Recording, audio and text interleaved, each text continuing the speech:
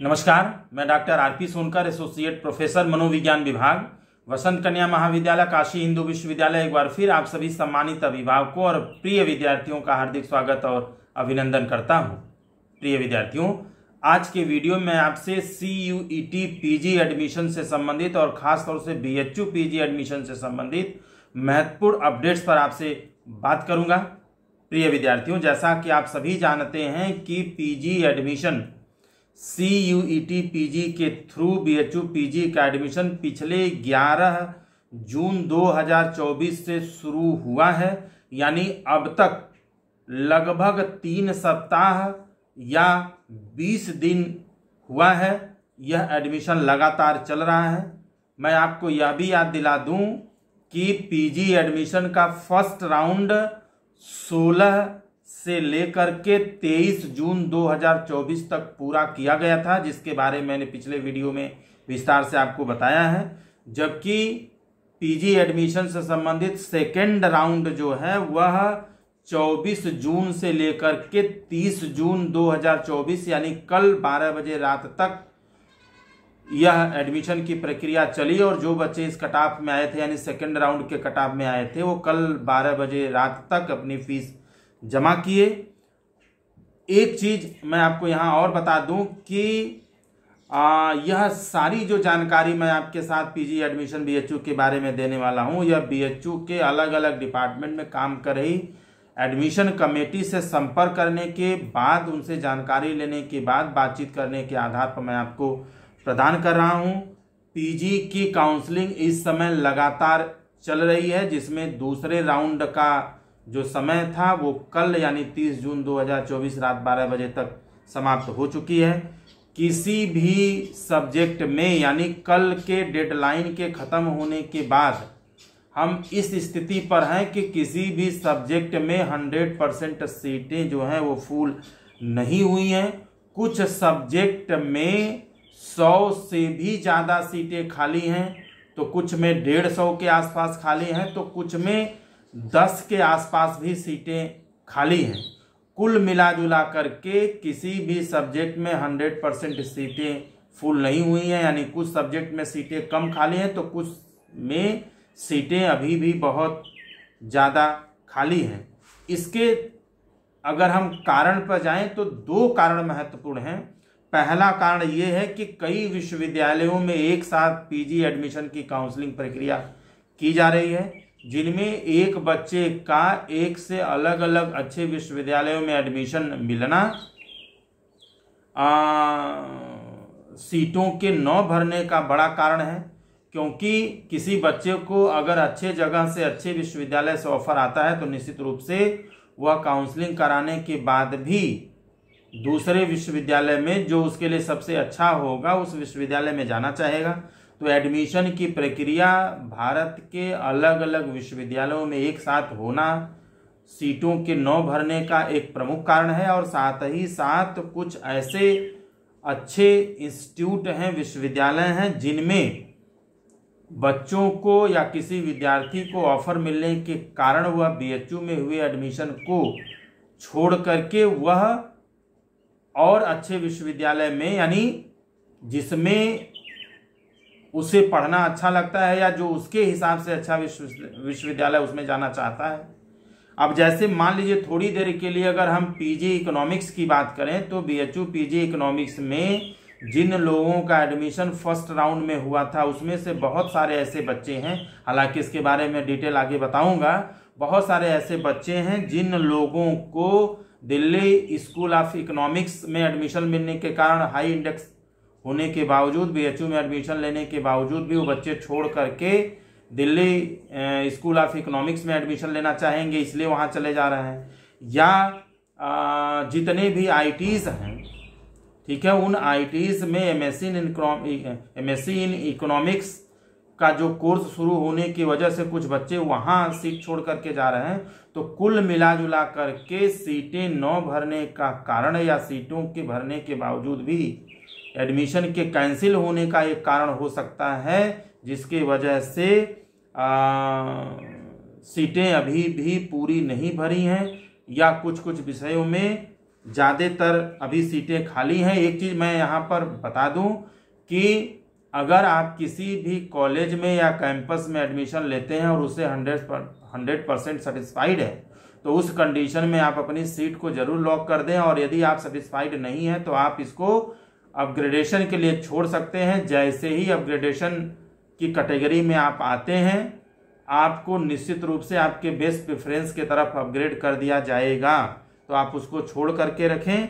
और साथ ही साथ एक चीज़ और मैं आपको बता दूं कि जो डेडलाइन है आपका एडमिशन यदि हो गया है और आपको कैंपस के तरफ से या कॉलेजेस की तरफ से कोई रिपोर्ट करने का डेडलाइन आपके पोर्टल पर भेजा गया है तो आप डेडलाइन के अंदर ही आप निश्चित रूप से रिपोर्ट करिएगा। सारे डॉक्यूमेंट्स फोटोस्टेट और ओरिजिनल डॉक्यूमेंट्स के साथ आप रिपोर्ट करेंगे। हालांकि विश्वविद्यालय 8 जुलाई को खुल रहा है तो जब भी आप रिपोर्ट करेंगे 8 के बाद ही करेंगे, तो दिए गए डेडलाइन पर आप निश्चित रूप से रिपोर्ट करेंगे। और विशेष जानकारी के लिए जहां भी एडमिशन आपका हुआ है वहां पर उस डिपार्टमेंट से संबंधित एक व्हाट्सएप ग्रुप बनाया जाएगा जिसमें आपको रिपोर्ट करने के बाद ऐड किया जाएगा और संबंधित जानकारी आपको टाइम टू टाइम उस व्हाट्सएप ग्रुप के द्वारा प्रोवाइड किया जाएगा। जिन विषयों में सीटें फुल हो चुकी हैं वहां भी सीटों के खाली होने की संभावना हमेशा बनी रहेगी। कारण जैसा कि मैंने अभी थोड़ी देर पहले बताया कि जिन कॉलेजेस में या कैंपस में जिन विषयों में सीट फुल दिखा रहा है या फुल शो हो रहा है वहां पर भी सीटें खाली हो सकती है। कारण वही तो हैं, ऐसा हो सकता है कि कोई बच्चा अपग्रेड करे तो वहां की सीट खाली हो जाए और ऐसा भी हो सकता है कि अगर कोई अपना एडमिशन कैंसिल करा के दूसरे विश्वविद्यालय में जाता है तो भी वहां की सीटें खाली होंगी।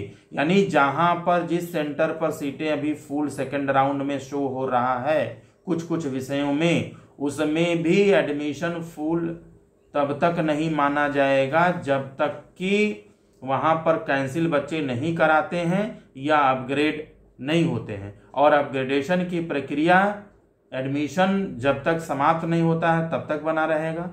ठीक है, तो ये सारी चीजें भी इसके साथ रहेंगी। निश्चित रूप से जो फाइनल डेटा है सेकेंड राउंड का जो कल रात 12 बजे तक खत्म हुआ है, अभी तक इसका कोई जो डेटा है स्पष्ट डेटा है वो अभी तक जारी नहीं किया गया है। आज शाम तक चीजें और भी स्पष्ट हो जाएंगी। और एक महत्वपूर्ण जानकारी मैं आपको यहाँ ये भी दे दूं कि पीजी एडमिशन से संबंधित जो थर्ड राउंड है यह 3 जुलाई से शुरू किया जाएगा। यानी जिन जिन विषयों में जितनी सीटें खाली रहेंगी उन खाली सीटों के लिए उन विषयों में जो तीसरा राउंड है वह 3 जुलाई से शुरू किया जाएगा। मैं आपको यहाँ एक चीज और बता दूं कि किसी भी विषय में खाली सीटों के आधार पर 3 राउंड चलाया जाएगा। और मुझे ऐसा लगता है कि ज्यादातर विषयों में तीसरे राउंड के चलाने की आवश्यकता होगी, क्योंकि कुछ में सीटें कम तो कुछ में सीटें ज्यादातर खाली हैं। इस हिसाब से तीसरा राउंड चलाया जाएगा। और इस तीसरे राउंड के चलाए जाने के बावजूद भी यदि कुछ विषयों में सीटें फुल नहीं होती हैं तो 2 मॉपअप राउंड चलाए जाने की भी योजना है। यानी 2 मॉपअप राउंड चला करके खाली जो सीटें हैं किसी सब्जेक्ट में उसको भरा जाएगा। इस हिसाब से देखा जाए तो 3 जुलाई को अगर थर्ड राउंड चलाया जाता है तो जिस तरीके से एक राउंड में लगभग 1 सप्ताह लगा है, इस हिसाब से थर्ड राउंड की प्रक्रिया को पूरा करने में लगभग 9 से 10 जुलाई आ जाएगा। तो 9-10 जुलाई तक थर्ड राउंड काउंसलिंग प्रक्रिया पूरी की जाएगी। अगर आवश्यकता पड़ती है इसके बावजूद भी सीटें फुल नहीं होती हैं तो इस कंडीशन में मॉपअप राउंड चलाए जाने की संभावना है। और मॉपअप राउंड 1 चलाने पर अगर भर जाती है सीटें तो ठीक है, नहीं 2 मॉपअप राउंड के द्वारा सीटों को भरने की कोशिश की जाएगी। और मान लीजिए कि 2 मॉपअप राउंड चलाने में अगर 1 सप्ताह भी लगता है और थर्ड राउंड को पूरा करने में 10 जुलाई आ जाता है तो कम से कम 15 से 20 जुलाई एडमिशन की प्रक्रिया को पूरा करने में लग जाएगा। लेकिन ये सारी चीजें इस बात पर डिपेंड करता है कि कितने बच्चे अपनी फीस जमा करते हैं, कितने बच्चे अपना एडमिशन को कैंसिल नहीं कराते हैं, कितने बच्चे अपग्रेड होते हैं। इन सारी चीज़ों पर डिपेंड करता है कि सीटें कितनी खाली होंगी और कितने राउंड और मॉपअप राउंड की आवश्यकता होगी। एक चीज़ मैं आपको बार बार निवेदन करता हूं कि जब तक एडमिशन की प्रक्रिया पूरी नहीं हो जाती है तब तक आप एडमिशन की प्रक्रिया से सक्रिय रूप से जुड़े रहें और अपनी मेल आईडी को, अपने पोर्टल को लगातार चेक करते रहें। अब सारे विषयों में जो कट ऑफ है उसको बताना बहुत ही मुश्किल है। मैं एक दो एग्जाम्पल के साथ सेकेंड राउंड के ताज़ा स्थिति को आपको समझाने की कोशिश कर रहा हूं। अमूमन यही स्थिति सारे विषयों में होगी। जैसे मैं अगर इकोनॉमिक्स को लेकर के मैं बात करूं, यानी एमए इन इकोनॉमिक्स की बात करूं, तो इकोनॉमिक्स में 244 सीटें बीएचयू कैंपस और सारे यानी बाहर के चारों एफिलिएटेड कॉलेजेस और बीएचयू मेन कैंपस को मिला दिया जाए तो रेगुलर की जो सीटें हैं वो 244 हैं। ठीक है, मैं अभी रेगुलर की बात कर रहा हूं, मैं पेड की बात भी नहीं कर रहा हूं। जबकि 15 से 20% सीटें रेगुलर की वो पेड में होती हैं, यानी लगभग हर एक कॉलेजेस में 5 से 6 सीट जो है पेड की होती है। अगर इस तरीके से देखा जाए तो total campus plus affiliated colleges मिलाकर के 35 के आसपास सीटें पेड की होंगी। मैं उसकी बात भी नहीं कर रहा हूं। मैं अगर रेगुलर सीट की बात करूं तो इकोनॉमिक्स में फर्स्ट राउंड में 140 बच्चों, जितने बच्चों को ऑफर एडमिशन लेने के लिए भेजा गया था उसमें से 140 बच्चों ने मात्र, अगर हम रेगुलर 244 सीटों की बात करूं तो 244 में से मात्र 140 बच्चों ने फीस जमा की, यानी एडमिशन लिया एमए इकोनॉमिक्स बीएचयू में। मैं पूरे जगहों की बात कर रहा हूं। इसमें से सेकेंड राउंड शुरू होने तक, यानी सेकेंड राउंड जब चल रहा था तो फर्स्ट राउंड के 80 बच्चों ने, यानी 80 स्टूडेंट्स ने अपना एडमिशन कैंसिल करा लिया। तो 244 में से 140 बच्चों ने फीस जमा की, उसमें से 80 बच्चों ने अपना एडमिशन कैंसिल करा लिया। तो बचे कितने? मात्र 60 बच्चे ऐसे हैं जिन्होंने अपनी फीस जमा की। तो इस हिसाब से अगर देखा जाए तो 244 में से अगर 60 को हम माइनस कर दें तो 194 यानी 190 के आसपास सीटें अभी भी इकोनॉमिक्स में खाली हैं, जबकि मैं रेगुलर की बात कर रहा हूं। तो यानी अगर हम इसको देखें तो यानी 160-70 से कम तो सीटें खाली नहीं हैं अगर हम बीएचयू कैंपस और एफिलिएटेड कॉलेजेस को मिला दें। ठीक है, तो मोर देन 150 से भी ज़्यादा सीटें खाली हैं एमए इकोनॉमिक्स में कैंपस और एफिलिएटेड कॉलेजेस में मिला करके। इसी तरीके से अगर हम हिस्ट्री की बात करें तो हिस्ट्री में भी कैंपस और एफिलिएटेड कॉलेजेस को मिला करके 244 सीटें हैं, जिनमें से फर्स्ट राउंड में 71 बच्चों ने फीस जमा की और सेकेंड राउंड में कुल 130 बच्चों ने, यानी कल रात तक 130 बच्चों ने फीस जमा की। यानी फर्स्ट और सेकेंड राउंड को मिला दिया जाए तो इन दोनों राउंड में 201 बच्चों ने अपनी फीस जमा की। जबकि सेकेंड राउंड में एडमिशन कैंसिल कराने वाले बच्चों की संख्या 79 है, जबकि फर्स्ट राउंड में 79 बच्चों ने अपना एडमिशन कैंसिल करा दिया, जबकि सेकेंड राउंड में 7 बच्चों ने अपना एडमिशन कैंसिल कराया। तो इस हिसाब से देखा जाए तो 86 बच्चों ने अपना एडमिशन कैंसिल करा दिया। तो इस हिसाब से अगर हम 201 में से अगर 86 को माइनस करें तो 114 सीटों के आसपास अभी एमए हिस्ट्री में सीटें खाली हैं। तो मैं बार बार ये कह रहा हूं कि बहुत सारे ऐसे सब्जेक्ट हैं जिनमें 100 से ज़्यादा, 100 से 150 सीटें खाली हैं।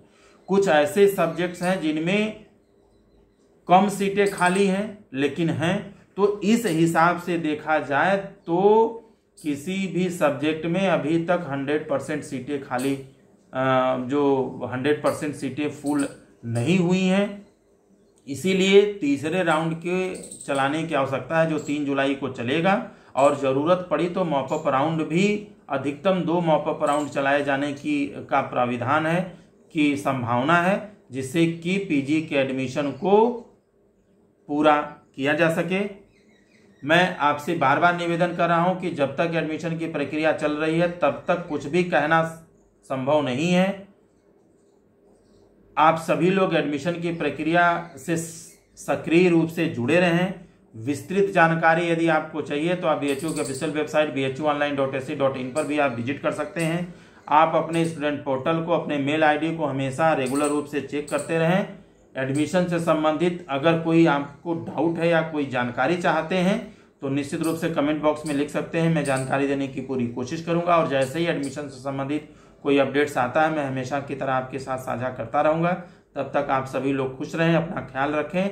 आप सभी को एडमिशन की बहुत बहुत शुभकामनाएं।